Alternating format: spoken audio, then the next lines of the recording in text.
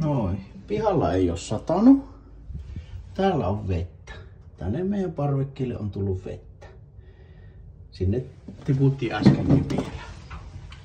Ja homman nimi on se, että tämä on liian lyhyt tämä viemäripätkä tähän. Tuolta välistä tiputtaa vettä.